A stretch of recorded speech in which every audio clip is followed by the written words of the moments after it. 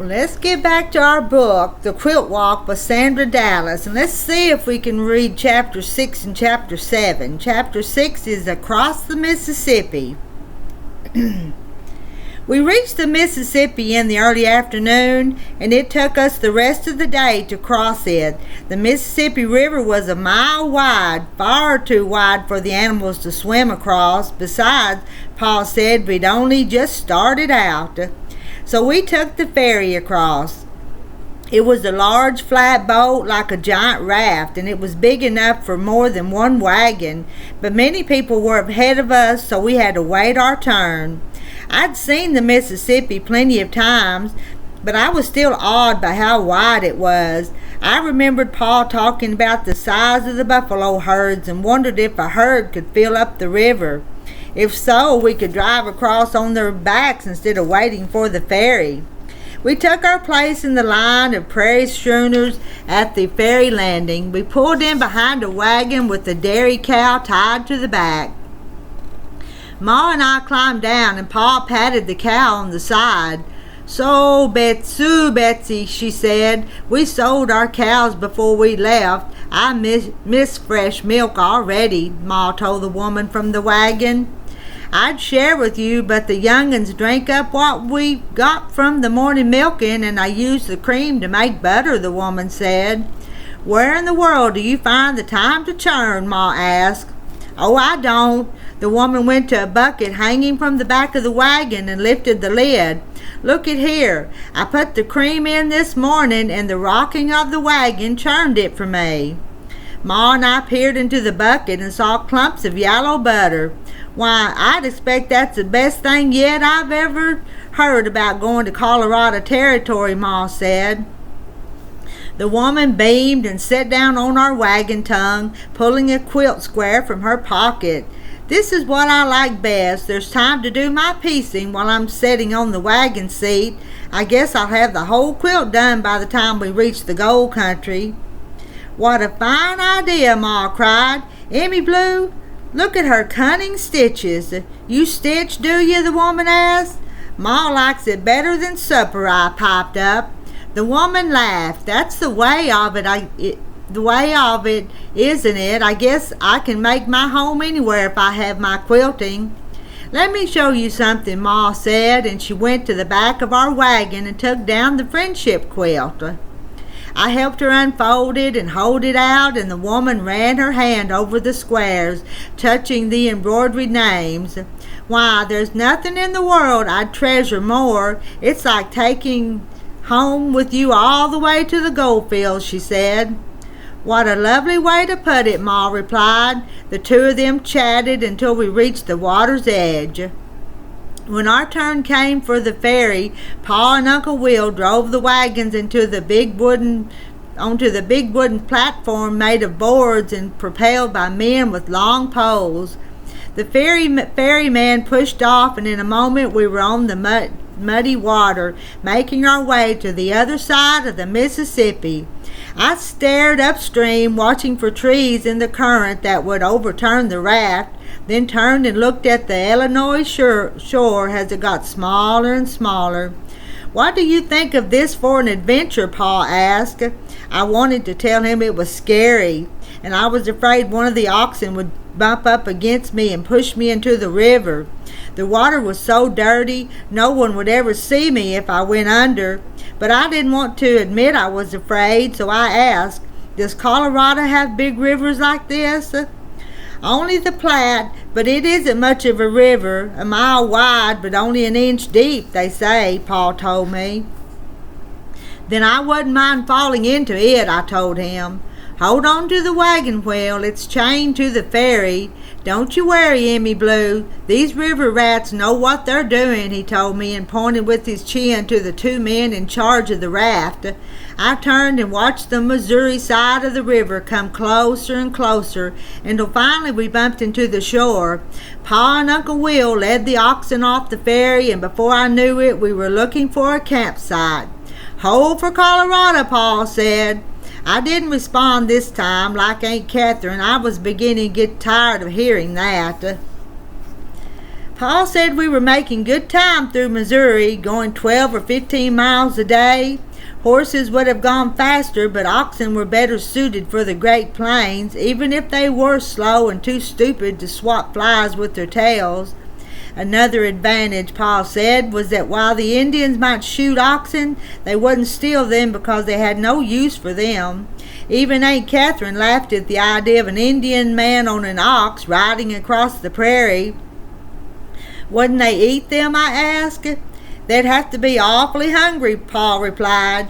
Aunt Catherine perked up after we crossed the Mississippi. Every day she was happier and more helpful, and she even made jokes, asking, if we just crossed Mississippi, where do you suppose Mr. Sippy has got to?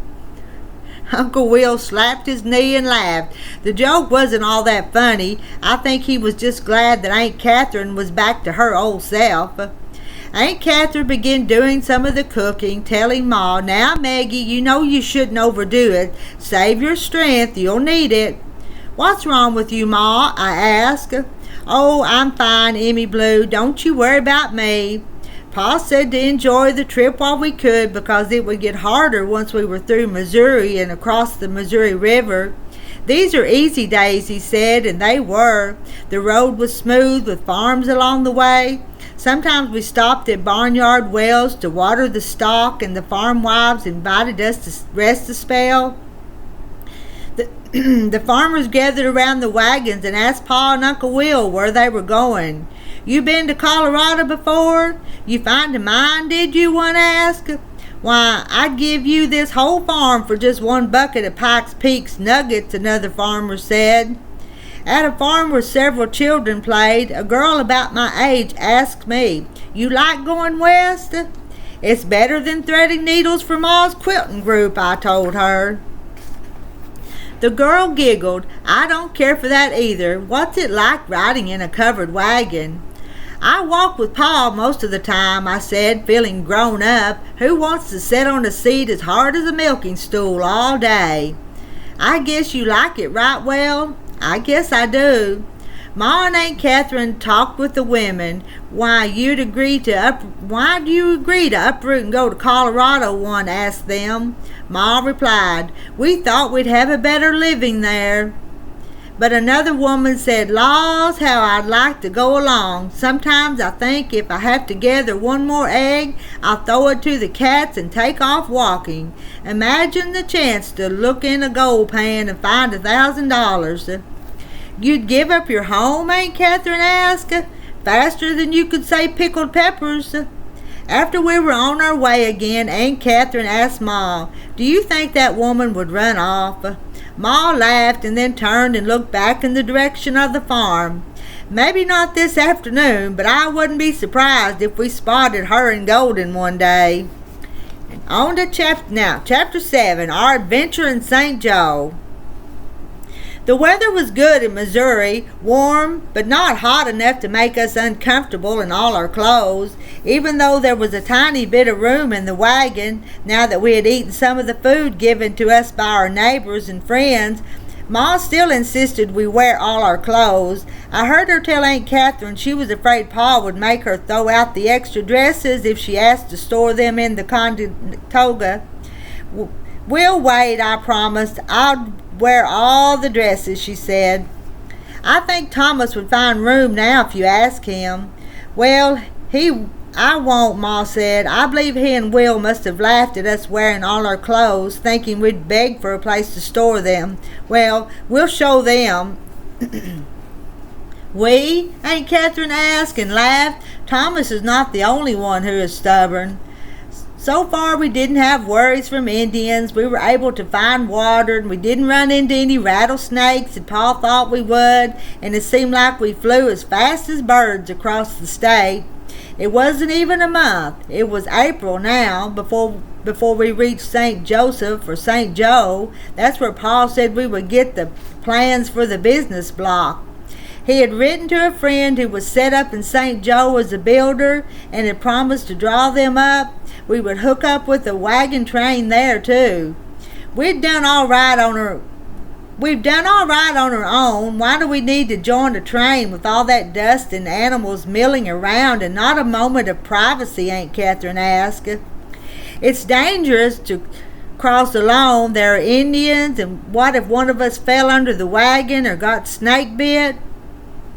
Neither Will nor I know about doctoring, and if the wagon breaks down, there'll be someone to help us. Besides, Maggie ought to have other women with her," Pa explained. We had found a place along the east side of the Missouri River to camp. It was filled with wagons and tents, and Pa went in search of a wagon train to join. He came back an hour later and told us, "Good news, there's a train leaving in 2 days for Denver City, which is the big town close to Golden." We were welcome to join it. All we have to do is get ourselves across the river. I was too big to be picked up, but Pa did just that. "Emmy Blue, there are children in that train, so you won't have to spend your time with us old people." We had passed through the streets of St. Joe on our way to the camp, and I was anxious to explore the town. I'd seen men in buckskin pants embroidered with beads and a family of Indians sitting in the dirt begging for biscuit. Look, Indians," I cried. Pa shook his head. "The coming of the white man has not been a good thing for those poor folks. You'll see grand Indians out on the plains, Emmy Blue, the finest specimen of men, whose skill with horses beats any I ever saw. But these Indians," he nodded at the family, "are no more than dirty beggars, as bad as any white bum you ever saw at home. The men and the women, too, are addicted to whiskey." "You mean they're like Betsy Pride's father?" Betsy was a girl who lived in a shack with her father on a rundown farm not far from where we had lived. Her mother was dead, her brother had run off, and she lived alone with her father, who was a drunkard. Sometimes Ma hired Betsy to help with the cleaning and the cooking. Ma treated her kindly. She gave her a dress she said she was tired of, combed her hair to get out the twigs and burrs, and insisted she spend the night when she worked late. I thought she was the sorriest girl I'd ever met, and asked Ma what I could do. "Be a friend to her," Ma had said, and so whenever I met her on the street, I was friendly. Once when Abigail and I took a picnic into the woods, I invited Betsy to go with us. Although she was almost a grown-up, she taught me how to shoot marbles and whittle with a knife. "Yes, these Indians are no better than Betsy Pride's father," Pa told me. "He was a worthless old thing." "Who?" Ma asked, coming up to us. We were talking about Hal Pride. Ma shook her head. "Poor Betsy, she never had a chance." "Will and I are going into town," Pa said, changing the subject. "St. Joe is no place for a lady. Besides, somebody has to stay and guard the wagons. Who knows what could be stolen?" I was disappointed because I wanted to see St. Joe. I didn't care that it was rough or that the bad people lived there, but I knew better than to beg Pa to go. "I'll stay," Ma said, and I knew that was the end of it. As Ma and I watched the men go off, Aunt Catherine came up to us. "They're going without us?" she asked. "I promised to watch the wagons. Besides, Thomas says St. Joe is no place for a lady." Aunt Catherine put her hands on her hips. "I didn't promise any such thing, and if your husband believes it is all right for a lady to face drought and wind and Indians and wild animals, I see no reason why we should be protected against whatever dangers St. Joe has. After these dull days, I would welcome a bit of excitement. Come along, Emmy Blue. I am in need of a spool of thread, which I dare say your Uncle Will would approve of because he has torn his shirt and I have nothing to stitch it up with. You and I can see the sights on the way to the store." I stared at her, my mouth open. Then I turned to Ma, who would surely say no, but instead Ma smiled at me. "I promised I would stay. I didn't say anything about you. It may be your last look at civilization, such it is, but try to come back instead of the men." So Aunt Catherine took my hand and we walked toward the center of St. Joe, making sure we kept well behind Pa and Uncle Will. St. Joe wasn't that much different from Quincy, the town near our farm that we'd visit 2 or 3 times a year. In fact, it wasn't even as nice. There were new brick buildings and a big hotel on streets that were dusty and rutted from the wagons passing through. Houses were being built of brick and stone. The town was crowded with people dressed in all sorts of clothing. Overalls, suits, fur, and buckskin embroidered with beads and pieces of calico. There were ladies in lace and satin and men in flowered vests under what Aunt Catherine called frock coats. As I stopped to take everything in, a delivery wagon shot past us, churning mud. I jumped back as the driver yelled, "Watch it, girlie." We passed outfitting stores with tents, frying pans, rope, and wagon wheels. There were big shallow pans that Aunt Catherine said the prospectors used to wash gold out of the streams, and there were picks for breaking rock. I saw heavy work pants and felt hats, rows of canned tomatoes and oysters and sardines, sombreros and paper collars were piled on counters next to stacks of ammunition. And everywhere on the counter and windows piled on top of bins of spices were guidebooks to the Pikes Peak country. After visiting several places, we found a dry goods store and went inside, where Aunt Catherine fussed over the ribbons, selecting one that was a lavender plaid. "I'll keep this in my pocket and take it out when no one is looking so that I'll know I'm still a lady," she said. "Now, Emmy Blue, pick out a ribbon for your braids." "Truly?" I asked. I had not brought hair ribbons with me. Of course, I have a little money of my own, and I expect to spend it frivolously. Who knows when I'll ever have a chance to be carefree again. Choose a ribbon for Waxy, too.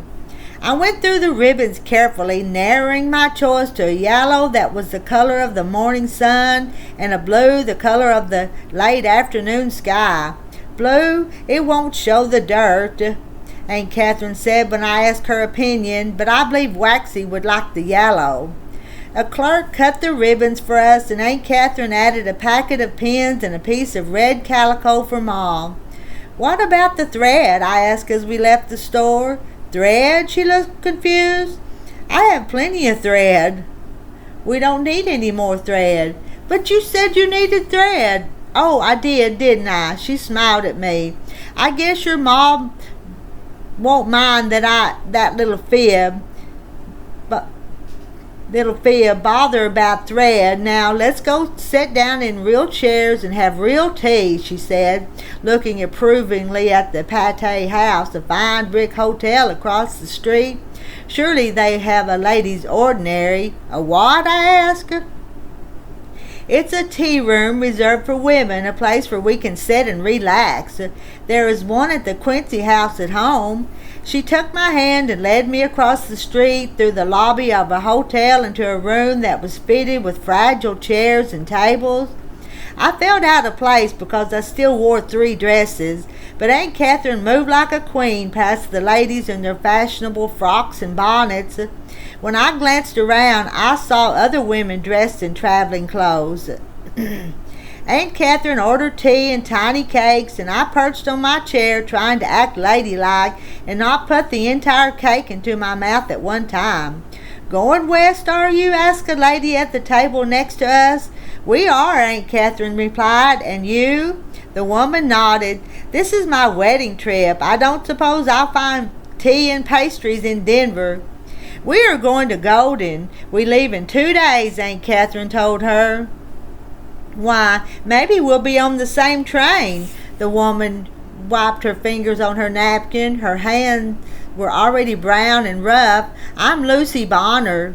Aunt Catherine told our names, and the two of them chatted, but not for long. We had to return to the wagon before Pa and Uncle Will got back, so we took our leave. Aunt Catherine ordered 3 little cakes to take with us and put them into her bag. Ma smiled when she saw the cakes, and the 3 of us sat on the wagon tongue, and we took tiny bites to make them last longer. We ate every crumb. "Do you think we should have gotten cakes for Pa and Uncle Will?" I asked. "Nah," Ma and Aunt Catherine said together. Then the 3 of us began to laugh. I knew without their telling me that I should not mention our outing. That night I told Waxy that I was learning something about how women keep secrets. That's the end of chapter 7. See y'all next time.